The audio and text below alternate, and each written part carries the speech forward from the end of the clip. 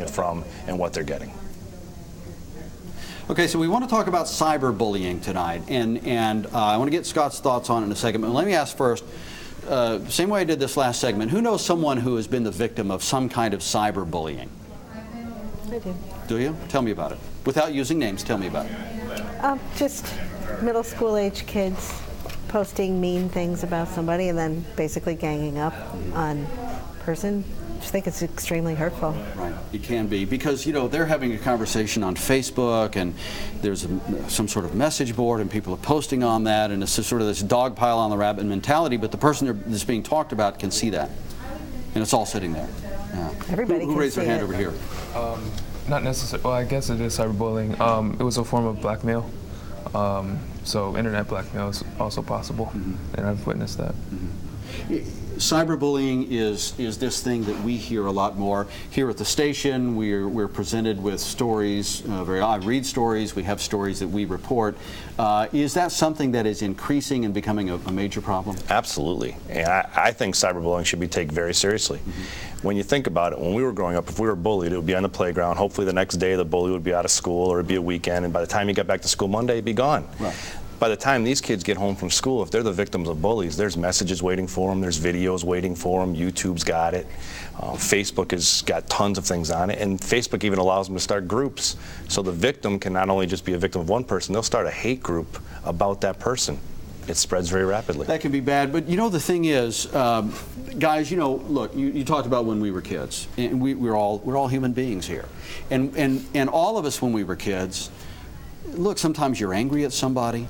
Maybe you're standing in the playground and you're talking to your best friend and you say somebody, tripped me, during the softball game or whatever. When we were kids, we just talked about something, we'd say it and it would go away. They're doing the same thing, and I don't want to point to you guys specifically, but I mean, kids are doing the same thing. They're on Facebook, somebody writes the same thing because they're conversing with a friend. Someone responds, someone else dives in, but that becomes written down and it's accessible. And all kinds of people can see it, and the person who's being talked about can see it, and that makes it an entirely different thing. Absolutely. To a point, it's permanent. Think about if you go back to the Florida cheerleaders, they beat up that girl. You can still find that video on YouTube, right. And that's been over a year later. That girl's going to live with that situation for the rest of her life. And there was a story floating around a while back. It was a girl wrote something derogatory about another one, someone else chimed in, it became, as you said, almost like a hate group online, and the girl who was being talked about read it and committed suicide. That just happened, I believe, in Massachusetts in the last couple of weeks. Yeah. But do you guys, do you think about that? Do you recognize the difference, really, between what you write online and what you just say to someone in the halls? Absolutely. Because even though if the person is not your friend, you have to sometimes check what you type, because even though they're not your friend, they can still access that information from their other friends and see what others are talking about them. But have you seen conversations online, whether you've taken part in it or not? Have you seen conversations online, where somebody you can even be complaining about a teacher, and this can still be considered cyberbullying. Somebody complains about maybe a test was too hard, and then someone else takes it up another. Have you seen those kinds of things and thought nothing about it, and realized that it could be cyberbullying if the wrong person saw it? I've never really thought of it that way, because usually if we're talking about the teacher, most people feel that way also, so you don't think anything of it. Right. But have you, like I was saying a minute ago, you can have a conversation in a hallway. And look, from time to time, somebody wears the same shirt you did today, and you say to your friend, it looks better on me. We all do a little something. I hate his cap, right? But if it's written down online, that becomes bullying. What do you think about that? I guess my question is, do you see how easily that can get out of control? Yeah, because other people can see it too. And it's not just you. And then one person might defend the kid, then you're going to have this whole war going back and forth of people. And even if you're defending the victim, you're still taking part in it. And it's not going to go away, because whoever wrote it is loving all this attention that these comments are getting. So one of the best things to do on cyberbullying is getting parents involved, and that's a very tough thing for teens to do. Well, let's get the parents involved right now because again, it was just like we were talking in the last segment. You know, we all realize how easy it would be for something like that to happen. You know, somebody gets mad at somebody else, and all of a sudden, bam! It's in a tweet. It's on Facebook. It's a text message on a phone.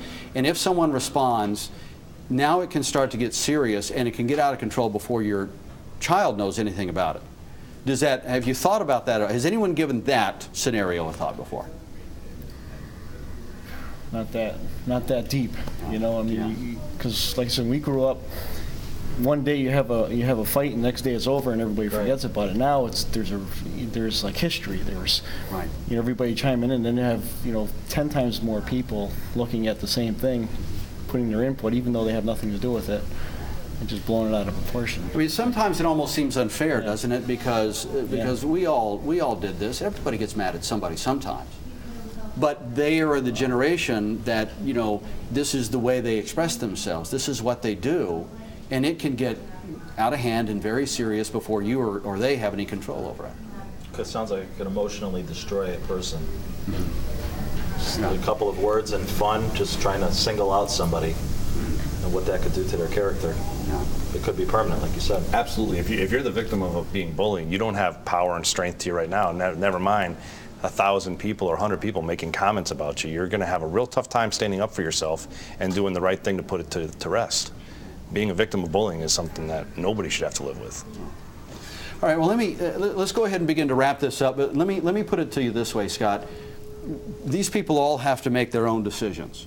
But when you're out talking to people about this kind of thing, what kind of advice do you give parents about getting involved in their kids' technology, you know, the computer and the cell phone? Well, one thing I say is learn from our kids. One of the approaches I always tell parents is sit and learn. When your kid's online, when your kid's doing technology, sit down and say, teach me something. What are you doing? Are you being okay? It's okay no matter how old they are to talk about safety. As parents, we should reinforce our brain on strangers too. A stranger is a stranger no matter what our age. So learn from the kids and talk to them, but keep an open dialogue about safety. And what about you guys? If your parents sit down and say, what are you doing? How does this work? Are you going to tell them? Probably. Like, I wouldn't go and explain like everything to them because that would take a really long time, but I'd probably show them the basics so that they at least understand like who I'm communicating with. But you're not going to get angry if they just want to learn something about what you're doing? Nah, I'd be fine with showing them like how to use it. Yeah. How much do you guys want them to know though really about how many friends you have and who you text? I mean, how much of that would you consider an invasion of privacy of yours? I wouldn't really care. Like, she could look through my Facebook all she wanted because I realized that anything I put on there, like, anyone can see, and if I don't want her to see it, then I definitely don't want strangers to see it. So I'd make sure that I don't put anything on there that she wouldn't want to see. That was a good answer, wasn't it? That sounds good. And that could be a good rule for everybody to use. If your mom or dad can't see it, nobody should see it. Well, I'm not very intrusive on my kids' cell phones or Facebook accounts, but they know that I reserve the right at any time to look over their shoulder, read through their text messages, look through their call list or whatever. And if they don't give me reason to, I generally won't. Mm-hmm. But if I'm going to provide this for you, I have the right to see what's going on, and might do a spot check here and there. How about software on computers that allows you to go back and look at everything they've done, like keystroke loggers? And anybody have that kind of thing on your laptops? No. What about that? It's definitely not my first approach for parents. I like the open communication and being honest and building up a trust level. But I also remember what it was like to be a teenager and how to push that envelope. So I always recommend parental controls. If you go to the extreme of keylogger, that's a personal choice. But parental controls can at least give you a record of what your kids are doing. So if you want to check, you can check it. I know the kids are going to say it's an invasion of privacy, but parenting's a tough job sometimes. And we have to do things every once in a while. Okay. Where do you draw the line between privacy and safety? It's a judgment call on your part.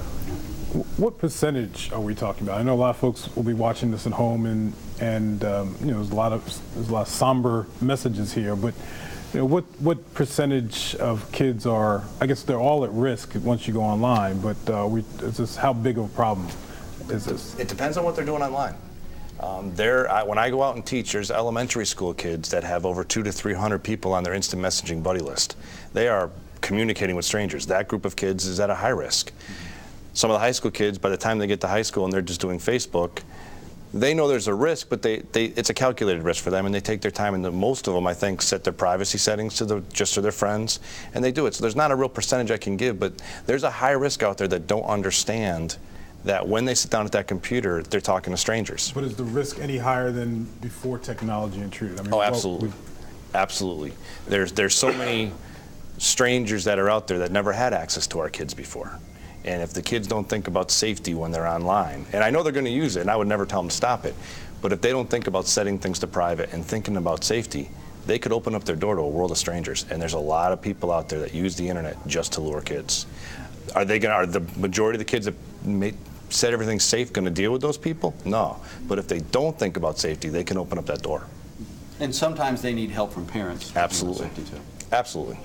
Parenting's a tough job. All right. Any final questions or thoughts from anyone? All right. I think we're done.